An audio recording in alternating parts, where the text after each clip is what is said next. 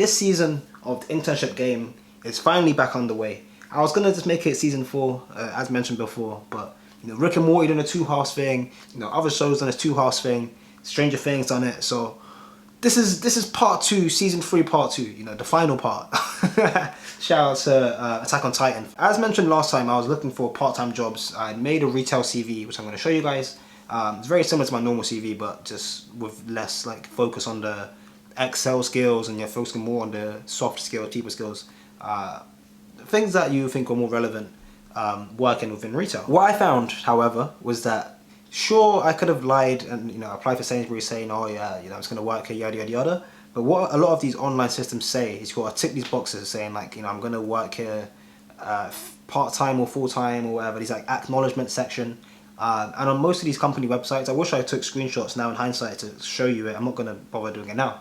But it will say something like, I am committed to spending at least 12 months here. I appreciate that Audi want to train their staff and they timetabling, da da da da. I want to work 12 months here. And again, even though I could probably lie about it, well, I mean, it's a tick box. It's a tick box. What can I say? It kind of made me think, how committed am I to this? Granted, 12 months is a long time, but this term I've got some stuff to do. Next term there's more stuff to do. Then there's Christmas between that. There's Easter, a bit of summer. Within 12 months, that's literally up until November, December next year. How committed do I want to be to this? Am I going to be working part-time literally for however many months? It's going to mean it would be harder to go back to London if I wanted to, harder to go on holiday if I wanted to go on holiday, harder to do all these things. You've got to be here to do this work. And that wasn't feasible. I decided, well, it is feasible, but it's not ideal. And I very almost followed through with it until I started doing more and more research. And I remembered about a company that I was told about a long time ago. Back on the beta phase, some of my friends were working in the beta phase of this company, Stint. So in a nutshell, Stint, S-T-I-N-T, is an app that kind of works like Uber for jobs. Back in the day, there was also Sift, which I think was acquired by Indeed. I was going to say Index. Indeed Flex, I think it's called now. So they work a bit differently, but it's the same kind of idea. It's there's Limbo, there's the Waiting Game, there's all these different apps where the fundamental point is that it's like Uber for jobs, primarily for students. I think I know Stint specifically says are you a student, but not all of them do, as far as I'm aware. And the premise, again, comparable to Uber, where you go into the app and it will say we have these jobs available, 2 hours here, 3 hours here, 4 hours here. Do you want to do it, yes or no? And if you press yes, then you go and do the job. If you press no, then you don't go and do it. And that's all there is to it. It's very simple. It's all menial tasks, things I've had to do so far is running. No, not literally running, but running the shop floor, cleaning glasses, cleaning tables, picking up plates. I've worked at Pizza Express and local pubs and bars. So it very much is things that anybody with 2 arms, 2 legs can do quite easily. It's picking up glasses, throwing them in the dishwasher, and then putting them away.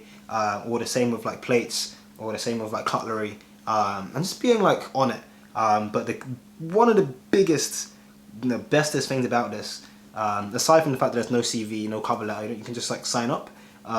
It's flexible, and because it's pubs and bars, they often have some morning shifts. You can do 12 till 4. There's also some afternoon shifts, 6 till 8, or some night, really late shifts at a bar, midnight till 4 or midnight till 3. I've done before. Very flexible. You get paid every week, every trailing week I should say. You can do work from Monday to Sunday and get paid the following Friday. So all very good, all very streamlined, and it means that you can work however you want. You can get a text on Tuesday saying do you want to work today, and just do it. Or you can set up your availability throughout the week and then say I'm going to do work on Friday and Sunday and Saturday. Very, very good. Works very, very easy. I'm happy to do it. It beats having to have a fixed timetable every week. I can easily take 4 weeks off for Christmas and just not do any work. No one's complaining. Throughout the course of the year, I also did another job as a sales person. It's technically called telephone fundraising, but to me it just breathes and sounds like a sales job, where I effectively had a calling list and I would go through cold calling alumni. The fundamental point was I was trying to get students or alumni to donate to university, and we'd use that money to help with scholarships and bursaries. So yeah, I mean, I was selling a product. Technically speaking, it wasn't literally sales, I think it's easier when you have things in common with these people, and it's like, oh, you're alumni, give me some like careers advice, whatever it may be. But again, fundamentally, at least to me, it reads like a sales job. That's kind of why if you watch T-shirt comedy, which you can find out more about up here, it was hard to go to gigs every week because you mostly do cold calling at night or in times people aren't at work. That feeling more generous, more charitable. 5 till 9, I was doing similar shifts. Which made it difficult to to do gigs that started at 7:30. But yeah, that was a cool job, and that paid quite well. There's another rotation of that in February, so I'm gonna do that again next year. Between now and Feb, I've got like a tutoring gig, doing tuition, working within like disadvantaged communities I can use to support local schools in Bristol. So always keeping things ticking over. It's kind of my way of staying financially secure, which was kind of needed. But none of these things I'm also doing actually. Something that I'm not doing enough work for, I should really be doing more work for, is Wiser Academy. We're kind of like creative recruitment people where we work with these partner companies. As an ambassador, it's my job to like post on LinkedIn or Instagram, Facebook groups and try and not literally recruit people, but for lack of better words, it's effectively recruiting people, giving students opportunities and access to these like grad schemes and internships in these companies. So I need to do more of that. If you're interested in the roles, either hit me up on the LinkedIn or check down in the description below as well. Get me some commission, guys. I need it. And you guys need jobs as well, so it's a win-win. Help me help you. As a little bit of a twist, a very little bit of a twist, this year I'm in my 3rd year, and you can actually graduate from my course with a bachelor's if you want. Most people, I think, just go on to do the master's anyway because it's 4 years. It's like counts as undergrad, it's integrated, so it's not like you're paying more for it. It's just like another year of undergraduate study. So there's a high chance I will just go on to get the MEng. But purely because I have access to it, I'm going to run with the kind of mindset that I could graduate this year, and use that as like leverage to apply for grad schemes. Grad schemes are great. The only problem is that a lot of companies won't let you do internships and grad schemes.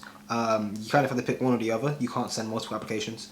So I'm going to bear that in mind. If somewhere doesn't allow me to do both, then I think I'm leaning towards the internship purely because that's kind of more aligned with where I am.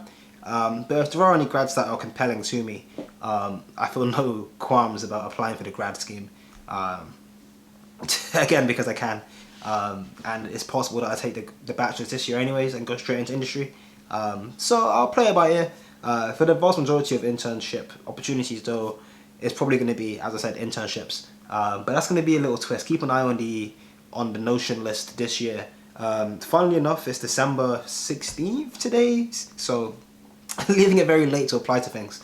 A lot of companies have deadlines way back earlier in December, but the big 4, for example, consulting firms tend to recruit on a rolling basis. So bearing that in mind, it's not too late for some of those firms.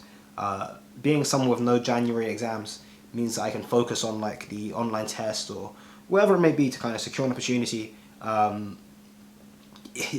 Earlier than, well, in the same time frame as most other students. But something to be wary of is that deadlines have closed for a lot of companies. So the pool is like barely smaller, but opportunities are still there. And realistically, you only need one. So I'm not really worried. It's a bit annoying that maybe some of the firms I would have liked to work at aren't recruiting anymore for this academic year.